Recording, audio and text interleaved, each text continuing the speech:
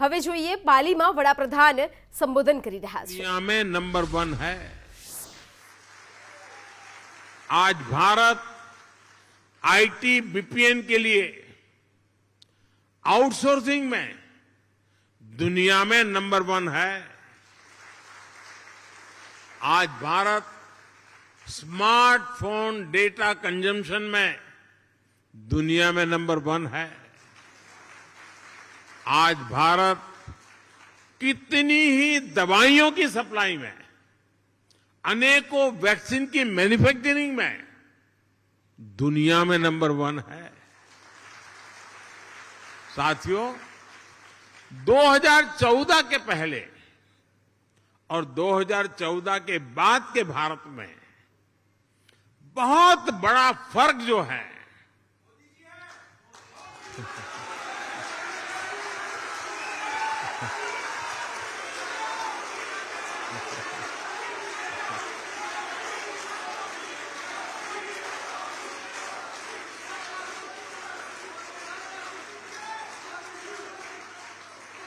वो जो बहुत बड़ा फर्क है वो मोदी नहीं है, वो बहुत बड़ा फर्क है स्पीड और स्केल में। आज भारत अभूतपूर्व स्पीड पर काम कर रहा है और अप्रत्याशित स्केल पर काम कर रहा है। अब भारत छोटा सोचता ही नहीं है।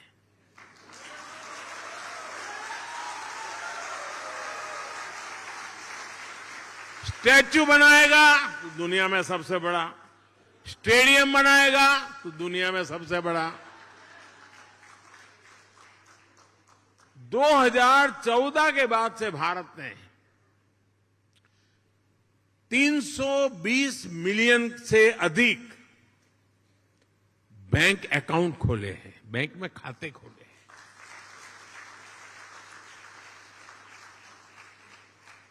इसका मतलब ये हुआ कि अमेरिका की कुल जनसंख्या जितनी है उतने हमने बैंक खाते खोले हैं।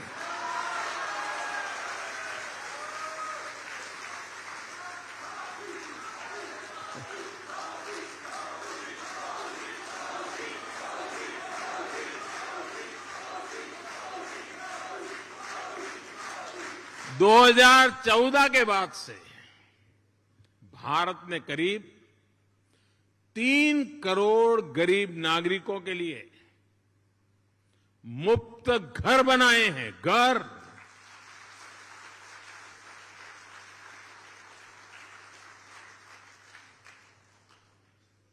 और घर ऐसे नहीं बनता है, जब घर मिल जाता है ना तो इंसान रातों रात लखपति बन जाता है। और जब मैं 3 करोड़ घर की बात करता हूं, इसका मतलब क्या है? इसका मतलब यह है कि ऑस्ट्रेलिया के परिवार को नहीं, ऑस्ट्रेलिया के हर नागरिक को घर मिल जाए, इतने घर बनाए हैं।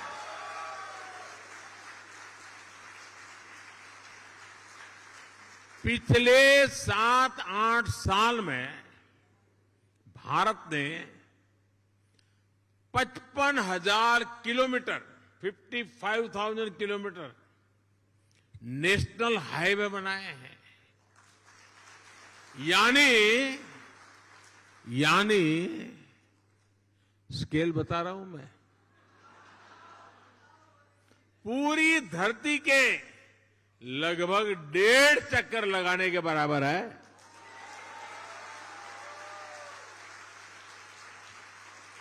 आज भारत आयुष्मान भारत योजना के तहत जितने लोगों को 5 लाख रुपए तक के मुफ्त इलाज की सुविधा दे रहा है, 5 लाख रुपए तक अगर उसका मेडिकल बिल 1 साल का बनता है तो जिम्मा सरकार उठाती है। इसका बेनिफिट कितना लोगों को मिलता है? 5 लाख रुपए तक की मेडिकल सुविधा जो मिलती है वो पूरे यूरोपियन यूनियन की कुल आबादी से ज्यादा लोगों को मिलती है।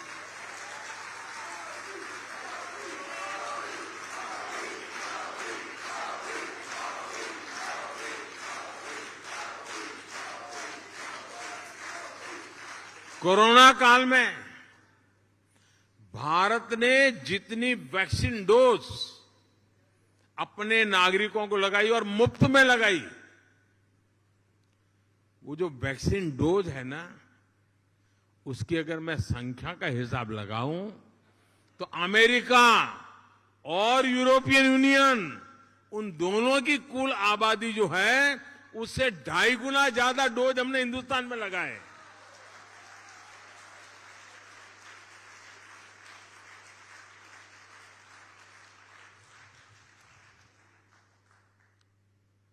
ये जब सुनते हैं तो आपका सीना चौड़ा होता है कि नहीं होता है? आपको गर्व होता है कि नहीं होता है? आपका माथा ऊंचा होता है कि नहीं होता है? और इसलिए मैं कहता हूं कि भारत बदला है। साथियों, आज का भारत अपनी विरासत पर गर्व करते हुए, अपनी विरासत को समृद्ध करते हुए, जड़ों से जुड़े रह करके आसमान छूने के लक्ष्य के साथ विकसित भारत बनाने के लक्ष्य को लेकर के अब निकल पड़ा है।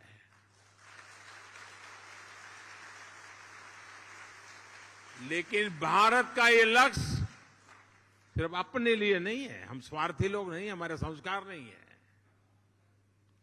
21वीं सदी में आज विश्व की भारत से अपेक्षाएं हैं, जो आशाएं हैं, भारत उसे अपनी एक जिम्मेवारी समझता है, एक दायित्व के रूप में देखता है, और हम दुनिया की भलाई के लिए अपने आप को आगे बढ़ाने के लिए मक्कम है, संकल्पबद्ध है।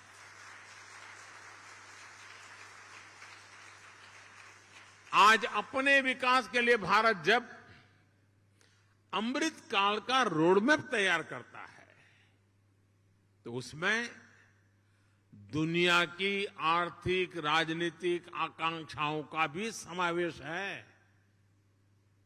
आज जब भारत आत्मनिर्भर भारत का विजन सामने रखता है, तो उसमें ग्लोबल गुड की भावना भी समाहित है। रिन्यूएबल एनर्जी के क्षेत्र में भारत ने वन सन, वन वर्ल्ड, वन ग्रिड का मंत्र दिया है।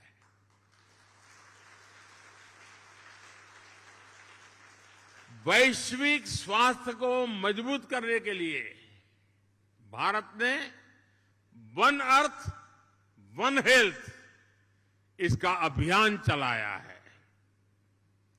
क्लाइमेट चेंज जैसी चुनौती से निपटने के लिए, और जो आइलैंड कंट्रीज होते हैं, उनके लिए तो भारत एक वरदान के रूप में काम कर रहा है। क्लाइमेट चेंज की जो मुसीबतें हैं, उसको निपटने के लिए भारत ने विश्व को मिशन लाइफ का समाधान दिया है। मिशन लाइफ यानी लाइफस्टाइल फॉर एनवायरमेंट।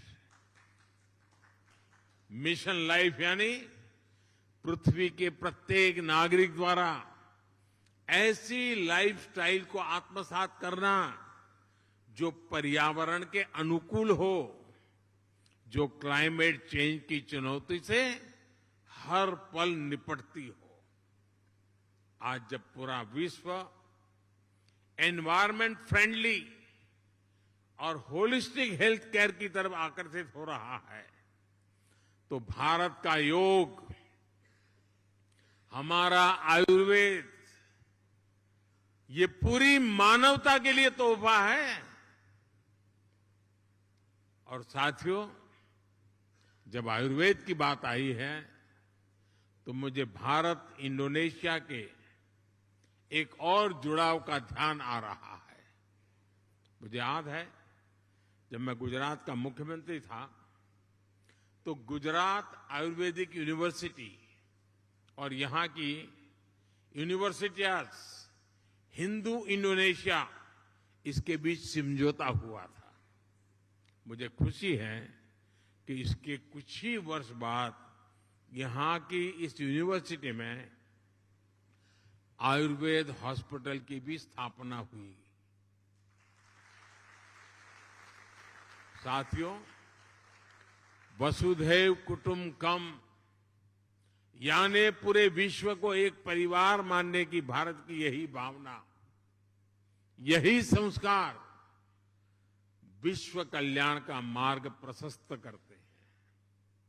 कोरोना काल में हमने देखा है भारत ने दवाइयों से लेकर वैक्सीन तक जरूरी संसाधनों के लिए आत्मनिर्भरता हासिल की और उसका लाभ पूरी दुनिया को मिला।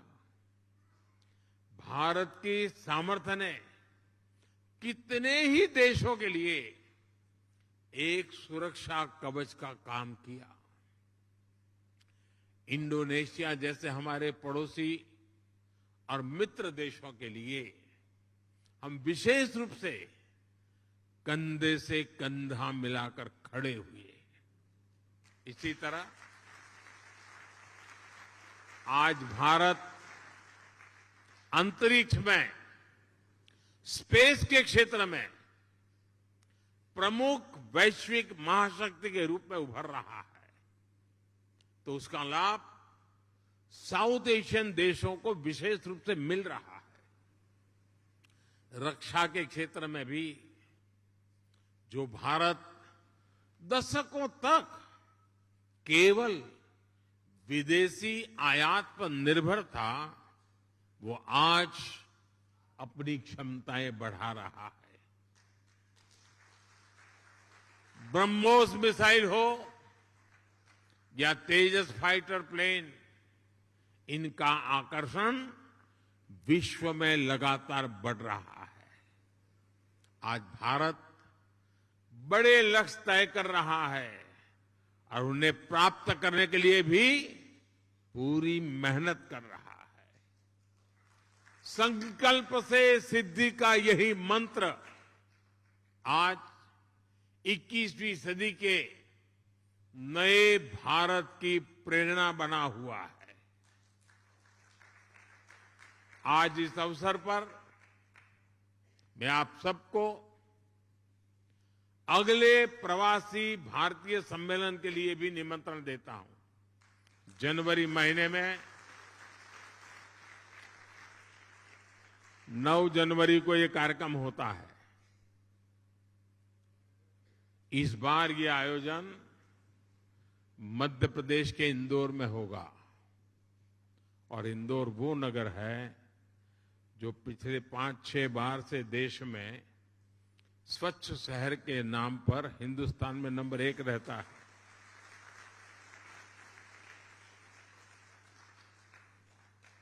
और इसलिए आप इंदौर के प्रवासी भारतीय कार्यक्रम में जरूर जुड़िए। अपने निजी काम से लिए आ रहे हैं तो भी तारीख उसके साथ एडजस्ट कीजिए।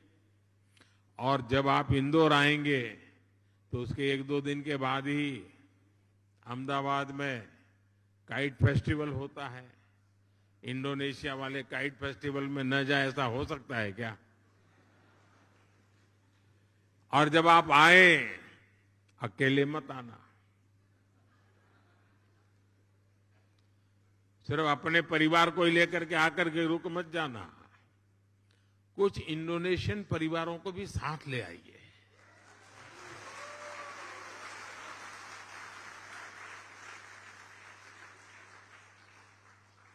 मुझे विश्वास है भारत और इंडोनेशिया के संबंधों को मजबूत करने में आपका सहयोग और सक्रिय योगदान निरंतर बना रहेगा। आप सब पूरी मेहनत से आपकी इस कर्मभूमि के कल्याण के लिए, आपकी इस कर्मभूमि में जितना ज्यादा योगदान दे सके देते ही रहेंगे। ये भारत के संस्कार है और देने भी चाहिए, ये हमारा दायित्व बनता है। और मैं देख रहा हूं हमारे बोहरा समाज के बहुत साथी यहां आए हैं और ये मेरा सौभाग्य रहा है कि सैयदना साहब के साथ मेरा बड़ा निकट संबंध रहा है। मुझे बहुत प्रसन्नता होती है, दुनिया में कहीं पर भी जाओ, कोई मिले या न मिले, मेरे बोहरा परिवार के लोग तो आएंगे ही।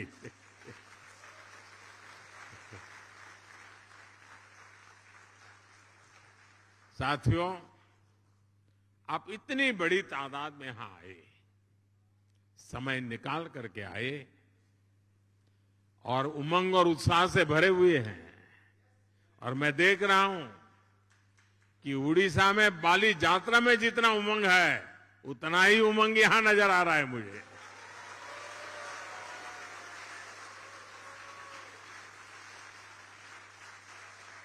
आपके इस प्यार के लिए, आपके इस स्नेह के लिए, भारत के प्रति आपकी ये श्रद्धा के लिए हृदय से आपका बहुत बहुत धन्यवाद करता हूं। अनेक अनेक शुभकामनाएं देता हूं। धन्यवाद साथियों।